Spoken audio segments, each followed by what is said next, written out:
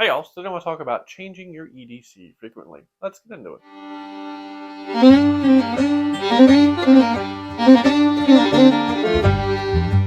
Now, if you like this content, like, sub, shares, all that good stuff, I really appreciate it. Also down below, coupon codes and merch available that help support the channel.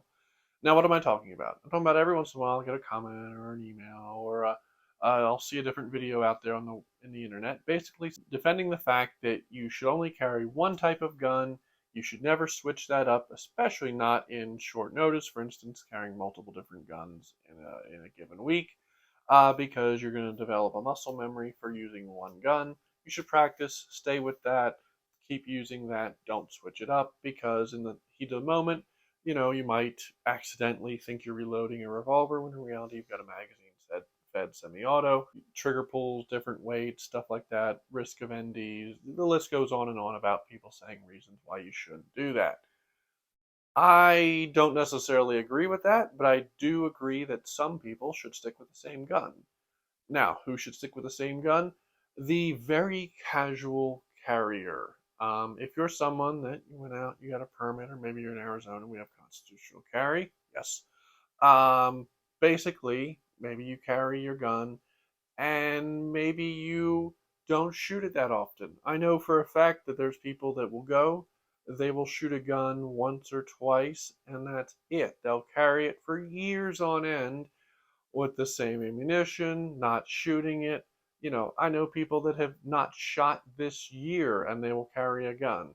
Those people, I'd stick with the same gun. Well, if you haven't shot at least in a year, I would probably not carry a gun at all because, shooting can be a very perishable skill and it's something you want to keep sharp. Those people, yeah, I would stick with the same gun. I would never change up your gun unless you're going to really up your range time. Now, if you're someone like me, I shoot a lot. I go to the range. At one point, I was going to the range every week. This was before COVID, before everything else, when ammunition was much cheaper and reloading components were even cheaper. So, for instance, I was carrying my Delta Elite at the time, as I do now, and I could reload 10 millimeter pretty cheap. So I would go every week with a box of 100 freshly reloaded 10 mil rounds and have fun with it. And I got really good with that gun because of it. Now I can't go quite as often as that, but that's not the point of the story. So anyway, I was going to the range quite often, and I was practicing with the assortment of guns that I was carrying. Now, I was carrying my Delta Elite. I would carry my Smith & Wesson 638 if I wanted something a little bit lighter, maybe a little more casual, depending upon where I was going. And for work, I had to, be super deep concealed for work. I was carrying my little car CW380, right? Now, all three of these guns, good guns, operated, pretty well, good enough that I've trusted to carry them, and they are all different. Small frame semi-auto, large frame semi-auto, and a small revolver, all with different triggers, all with different manual of arms. The 1911 has a manual safety. That's the only one that has a manual safety. The 1911 is also a single action trigger, which, while the 638 is a double single action revolver, in a self defense situation, you're probably going to fire in double action. So, what made it that I could do that? The fact that I practiced, the fact that like I said, I was going to the range maybe once a week, and I would frequently bring all three of those guns and practice with them, get to know them, get to use them, shoot them, off left hand, right hand, basically do everything with them that I might do in a self defense situation, most of which you'd probably never actually need. Again, if you're shooting off your dominant hand, all that, your situation's gotten pretty interesting. The odds of really needing a self-defense handgun are really low. Still carry, but we live in a fairly safe society.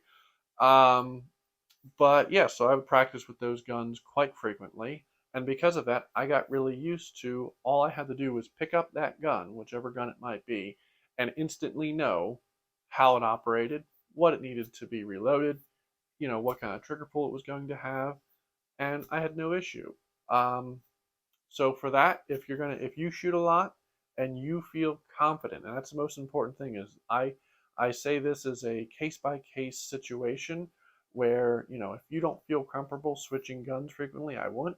But if it's something where you shoot a lot, you know your guns very well, you know how to operate them, there's really not much of a danger. The biggest piece of advice I could give for if you do want to start, maybe you're a gun person like I am, where you like switching out guns, you like carrying different things for different situations. I would dry fire. Obviously you can't go to the range and shoot the gun for an hour and get reacquainted with it. But something that is useful is take 5 minutes, do a little dry fire. Maybe you practice reloading it once or twice. Get refamiliarized with the gun until you are comfortable and know that you know what you're carrying that day, you know how to operate, you know exactly what that trigger pull is going to be. But this is a quick video, but put down below what you think. Is it wise to frequently switch your firearm for EDC, or should you stick with the same gun? Do you do it, or is it, do you frequently swap out guns for different situations or whatever you're feeling like that day? Or have you carried the same gun for the last 10 years and you would never switch? But put down below what you think, and have a good day.